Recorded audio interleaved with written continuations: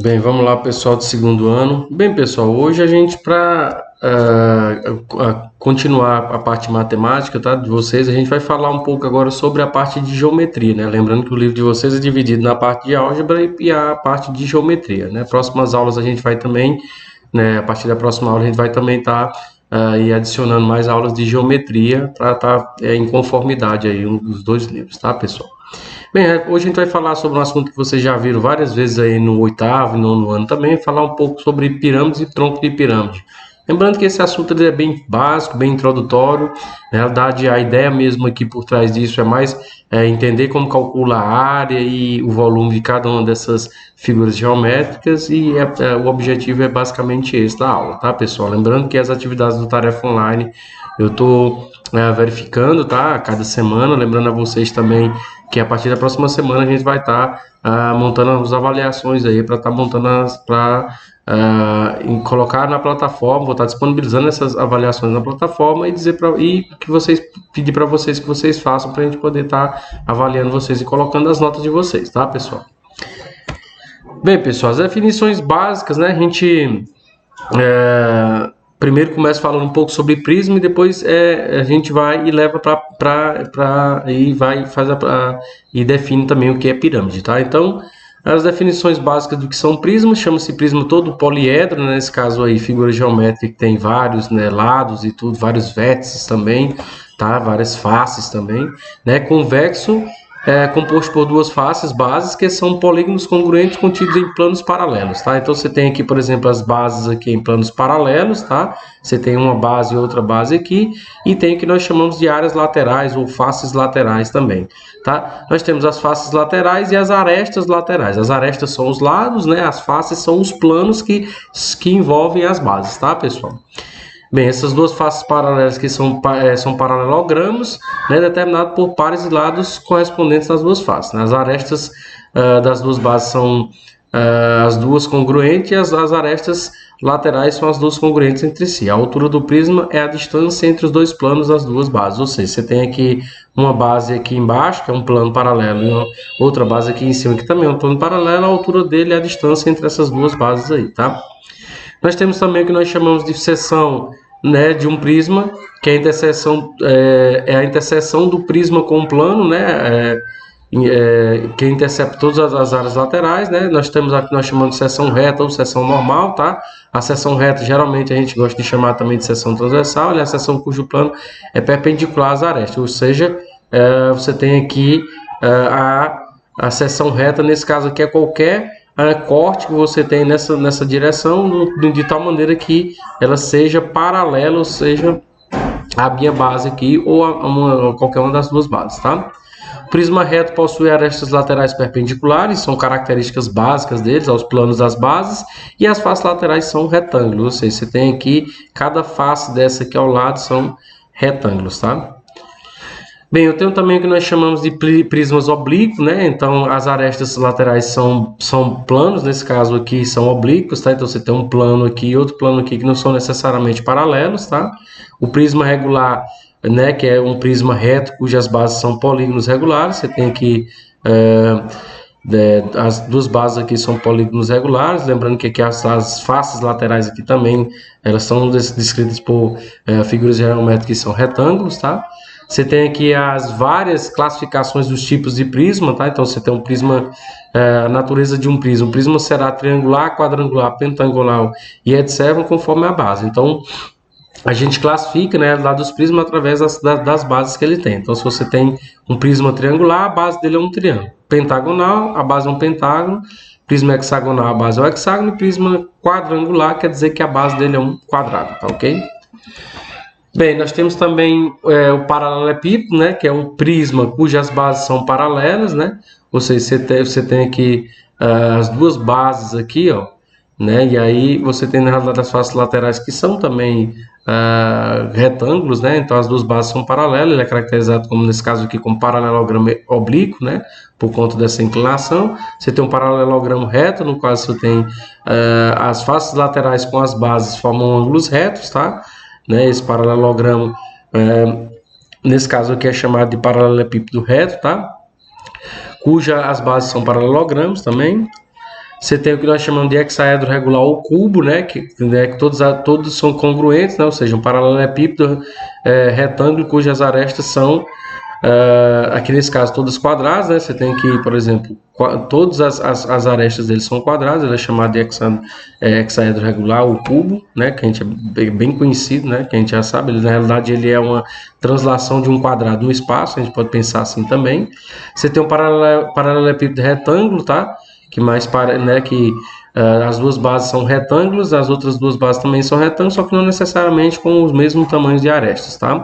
E aí você tem aqui o que nós chamamos de diagonal, né, de um deles, né? Você vê que a diagonal dele, quando você traça a diagonal dele, se você faz uma vista de lado dela, né, você tem um triângulo aqui, né, que é a seção da diagonal aqui, tá? Então você tem um desenho de um triângulo aí. Bem, a diagonal ela pode do desenho anterior ela pode ser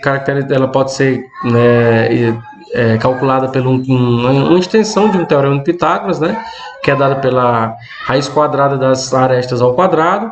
A área total dele pode ser calculada por 2 vezes o produto, né, na verdade, dos lados aqui, AB mais o produto de A vezes de AC mais o produto de BC, e o volume obviamente, como qualquer volume de um objeto tridimensional, né, que seja ele um paralelepípedo, né, nesse caso aí a gente pode pensar também no volume de um cubo, tá? Então o produto apenas o produto das 3 arestas, né? Lembrando que aqui cada aresta dessa tem a dimensão de comprimento, tá, pessoal? No caso particular, o cubo de aresta, a diagonal dele é A raiz de 3, tá? Então, e a área nesse caso aqui, a área total é 6A ao quadrado e o volume é A ao cubo. Ou seja, se você tem uma aresta aqui, nesse caso aqui, onde eu tenho B é igual a C, que é igual a A, você tem já as definições de diagonal, área total e volume, tá, pessoal?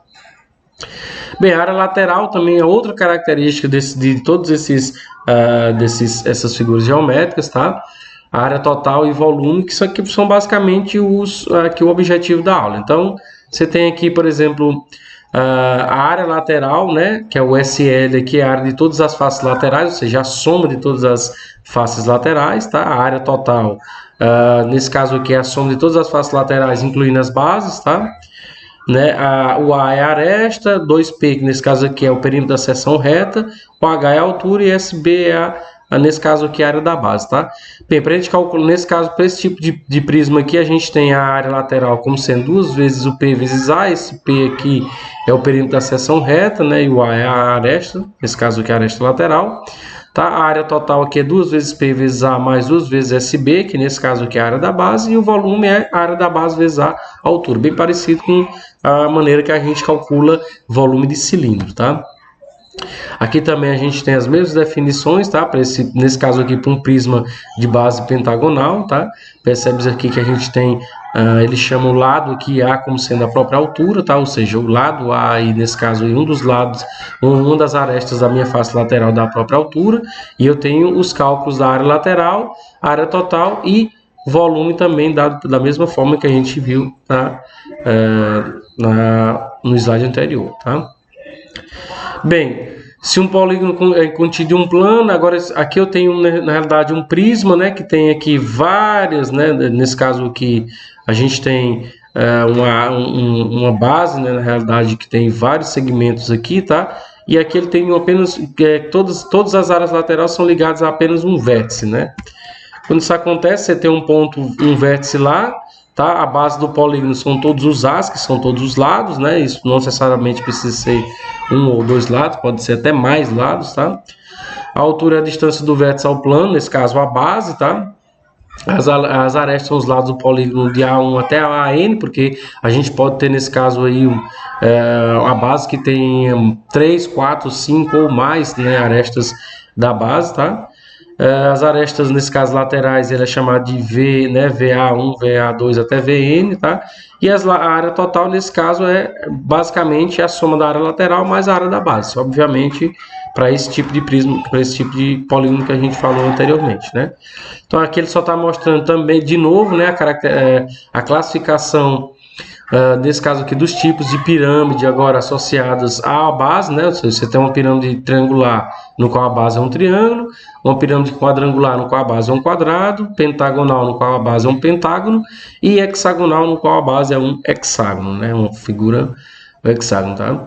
Bem, para uma pirâmide regular, né? A pirâmide regular é uma pirâmide cuja base é um polígono regular, tá? E a projeção ortogonal do vértice sobre o plano da base é o centro da base. Então a gente tem aqui, por exemplo, uma pirâmide aqui, tá? De tal forma que a gente tem a base dela como um polígono regular, a distância desse ponto até o vértice aqui é o que nós chamamos de altura, tá? Que é o H aqui, tá? A gente consegue calcular ela em termos do AP aqui, que na realidade é o que nós chamamos de apótema da pirâmide, tá? Do AB, que é chamado de apótema da base, ou seja, é um tamanho, né, da base.